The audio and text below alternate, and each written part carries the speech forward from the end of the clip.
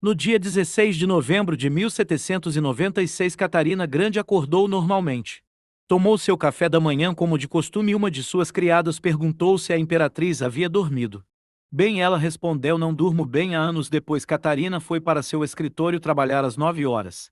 Um criado estranhou que a imperatriz não havia descido, então ele foi até o escritório da imperatriz e a encontrou desmaiada no chão do banheiro. Ela foi levada às pressas para seus aposentos e seu médico pessoal foi chamado. A imperatriz estava com o rosto roxo, com os batimentos cardíacos fracos. O médico atestou que ela havia sofrido um AVC. Um padre foi chamado e a imperatriz recebeu a extrema unção. Ela morreu nas primeiras horas de domingo, alguns dias depois. Seu filho foi proclamado imperador da Rússia com o título de Paulo I.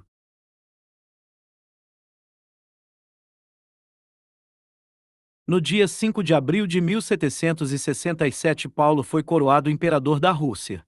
Com o título de Paulo I da Rússia, no início de seu reinado, ele iniciou várias reformas na Rússia. Ele aboliu a lei de Catarina e permitia que os servos sofressem castigos físicos.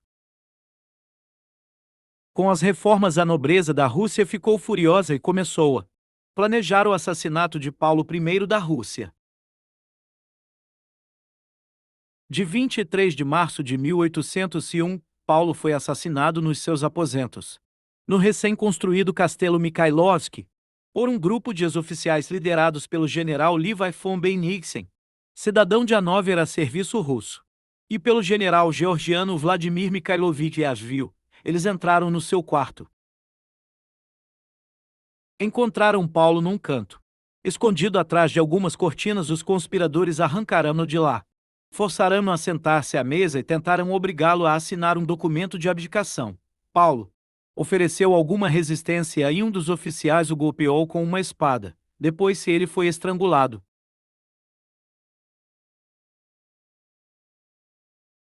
Após seu assassinato, o filho mais velho de Paulo, Alexandre, tornou-se czar após o assassinato de seu pai. Em 23 de março de 1801, foi coroado na Catedral da Dormição, no Kremlin. Em 15 de setembro de 1801, seu reinado foi marcado por uma política externa flutuante, aliado da Inglaterra e do Império Austríaco na coalizão de 1805 contra a França Revolucionária. Participou da Terceira Coligação contra Napoleão Bonaparte, mas as forças russo-austríacas foram vencidas em Austerlitz. 1805 fez aliança com o Reino da Prússia, mas depois das derrotas de Eylau e de Friedland, 1807, se viu obrigado a assinar o Tratado de Tilsit, tornando-se aliado de Napoleão. Declarou guerra à Inglaterra e aderiu ao bloqueio continental. Atacou então a Suécia para obter a Finlândia. Em 1808, renovou hostilidades contra o Império Otomano, continuadas até a Paz de Bucareste. Em 1812, o ressentimento russo com o sistema continental dominado pelos franceses provocou a invasão da Rússia. Em 1812, havia retomado em 1811 a luta contra Napoleão. Com a invasão de seu país, o que fez a Europa levantar-se contra o invasor, embora retornasse à capital antes da derrota russa em Borodino. No setembro de 1812, Alexandre tomou parte ativa na destruição do exército retirante de Napoleão. 1813, em Dresden e em Leipzig. Entrou em Paris. 1814 com os aliados.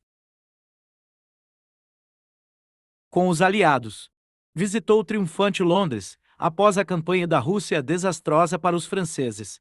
Participou da Sexta Coligação em 1813 e, caindo Napoleão, contribuiu para a restauração da dinastia dos Bourbons. Alexandre comandou o exército russo na campanha contra Napoleão.